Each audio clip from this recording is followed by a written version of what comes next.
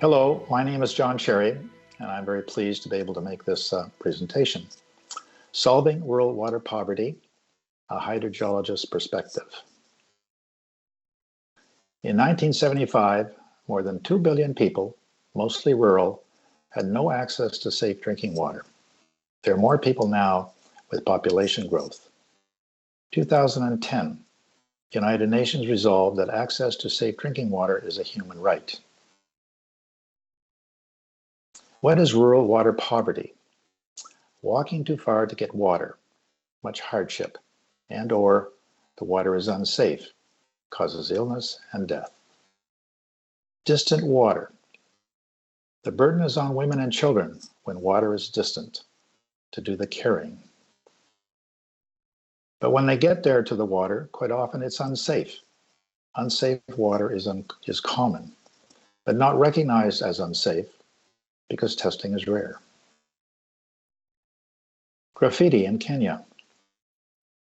Rural water poverty is mostly in Africa, Asia, and Latin America. An important report. March 22nd each year is World Water Day. This year's theme is groundwater. 2022 is the United Nations Year of Groundwater. This report is the most comprehensive ever about groundwater's importance to humanity and groundwater problems in the global context. Facts: groundwater is 99% of all liquid fresh water, 50% of global domestic water, and 25% of irrigation water. Groundwater is everywhere, as this slide shows. It's in the cracks in bedrock, and it's in the space between the grains in sand and gravel. So anywhere where we are, there's a water table. And if you drill down to the water table and go below it, there's almost everywhere fresh water. The challenge is finding the permeability so that you can pump some out. In a trip into the Gobi Desert in China in 2006, we were driving along and we noticed a well. It's a hand-dug water well with the water table at 2 meters below surface. This well was used long ago by nomads traveling on camels across the desert. There couldn't have been nomads traveling if it weren't for the fact that they'd have these hand-dug wells spaced out at various locations. A quote from this important report: "Groundwater is central to the fight against poverty." Another quote: "Groundwater provides the only feasible and affordable way to extend basic water access to unserved rural populations in much of the world." However, the suffering and death caused by rural water poverty was not a major feature of this report. A vision to solve the problem was not presented. So I will now provide an outline for some possibilities. Only groundwater has the potential to solve rural water poverty, but tens of millions of wells are needed to lift 1 billion people out of water poverty. Why haven't these tens of millions of wells been drilled? It's a difficult problem for which little innovation has been applied, and innovation is one of my themes here. What is needed to create tens of millions of wells? First, development of well creation capabilities in a community or country, referred to as self-supply. Low-cost drilling. Third, capability to make wells anywhere the people in need are located, such as in rough terrain, even off-road. Self-supply, filling the gaps in public water supply provision, a recent book by leading experts. Self-supply can be defined as self-financed incremental development of water points in rural areas, where populations are too small to warrant municipal or externally funded water sources. The opposite to self-supply is gifting. Providing wells to poor communities as gifts has proven to be incapable of creating enough wells. Providing the means of communities or countries with local involvement to create their own wells is known as supported self-supply. 21st century drilling in the affluent countries. They use large, expensive drill rigs. They make big wells that provide lots of water. But in America, more than 100 years ago, water poverty existed. There were hand pumps, people were carrying water, and there were dug wells. Manual well drilling was common in America more than 100 years ago. This is a U.S. Geological Survey water supply paper describing how to do it in the simplest way. Only simple small drilling methods are needed because, to get out of water poverty, only 1,000 liters per day per family are essential for drinking and other domestic purposes. You use other water that's polluted, etc., for other purposes. Well drilling began to grow in the United States in the mid-1800s. First digging, simple but slow, labor-intensive, and dug wells are susceptible to contamination. And then mechanical devices came along, such as we see that rigging on the right, faster, deeper, and cleaner water. It is estimated that 45 million hand pumps went into use in the United States between the 1600s and 1970. Hand pumps go with very simple, shallow wells then. So that's how rural water poverty was solved. Manual well drilling is a key to solving much of water poverty. Here's a setup in Wisconsin in 1890, and another setup, but more sophisticated, in Bolivia in 2011. The simplest of all is percussion drilling. You put a bit on the end of a pipe and you pound, such as we see in this example. But it can be much more sophisticated, such as the EMAS method as it's referred to, developed in Bolivia in 1983, which is a combination of water jetting, pounding, and rotating. And it can go to considerable depth, such as more than 100 meters, for example. And a recent innovation in manual drilling, 2013, involves advanced technology. It's referred to as the village drill.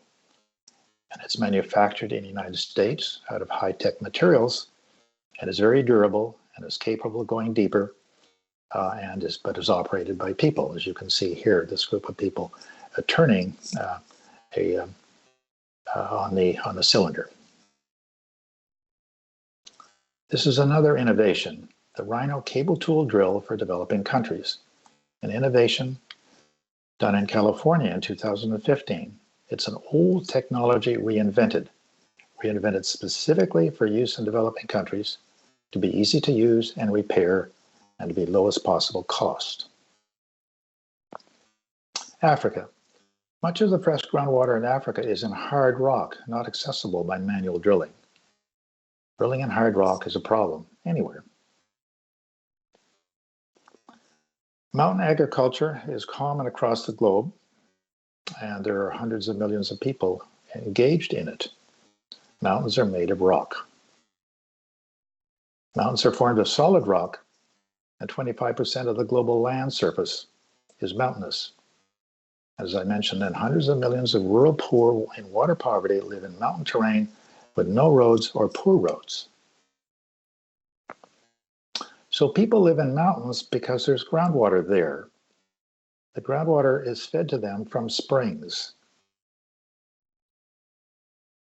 Springs and seeps occur where the water table intersects the mountain slope. So wherever there's a seep or the spring, you know there's groundwater deeper down in the rock. Many springs are contaminated by pathogens, bacteria, and viruses from animal and human waste, such as we see here with a shallow water table feeding shallow water to springs. But below the shallow water, there's deeper water, which wouldn't be affected by the human activities. A colleague of mine, Dr. Derek Chitwood, spent several years in China, 15 or more years ago, and some of that time was spent up in the mountains studying the water problems encountered by the local people. I went on a field trip with him in 2008, and these are some photographs that I took in a mountainous area near the border with Myanmar. And the people up in the mountains have been provided with lots of services by government. Advanced agriculture, new plants to grow, schools are available, materials to build decent homes. But nevertheless, after all of that, it's water contaminated with pathogens that's a limiting factor in their human well-being. And here are some views of the cisterns where the springs are engineered to make the water more easy to access. But surface engineering doesn't have anything to do with preventing pathogen contamination.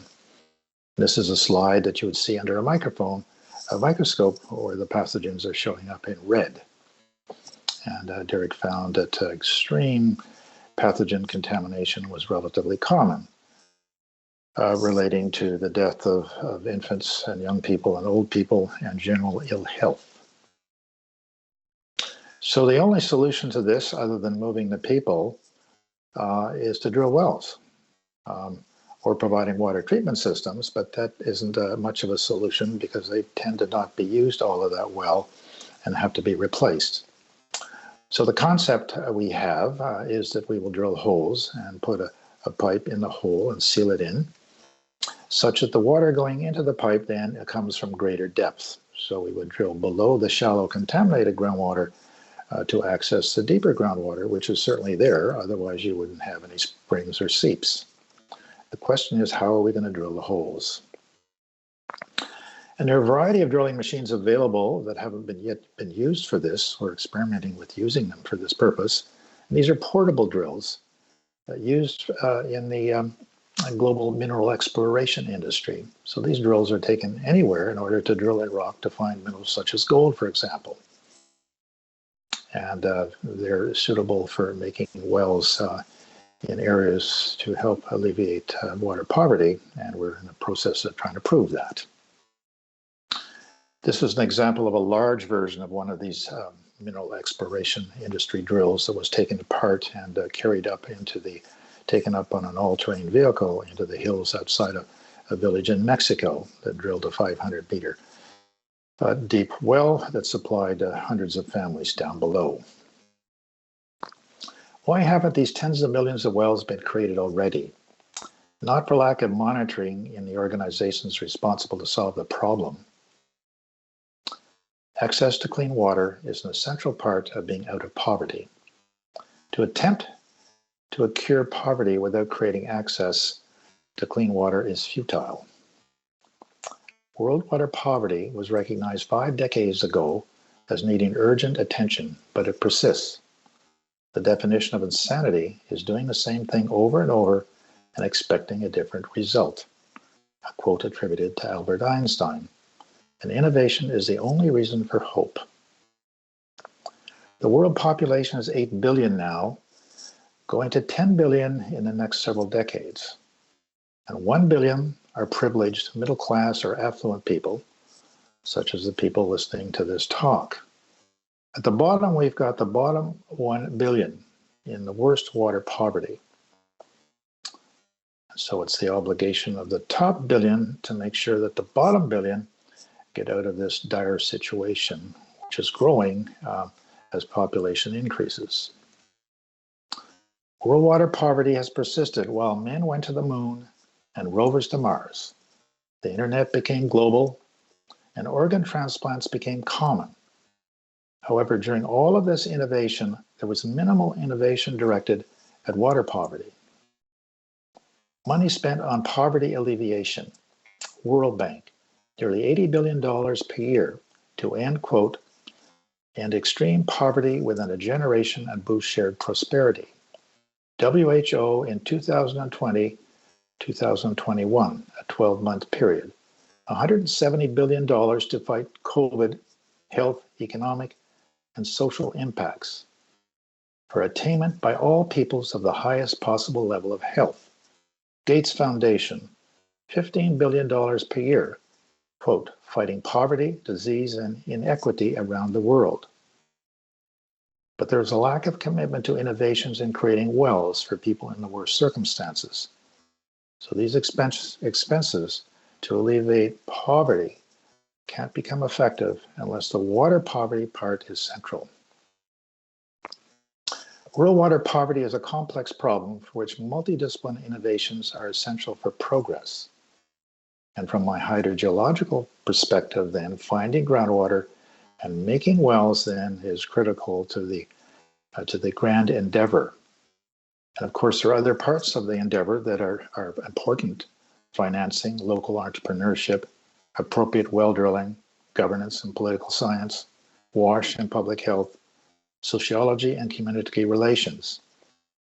But we have to get the hydrogeology part of this sorted out so that wells can be made in the millions at low cost involving the local communities. I was a student in California in the 1960s when the fight against racism was raging. One of the leaders was Eldridge Cleaver, a leader of the Black Panther Party. And he had a quote that was widely transmitted and paid attention to: "If you're not a part of the solution, you're part of the problem." It seems to me that the essence of this quote is applicable today concerning rural water poverty. Thanks for listening.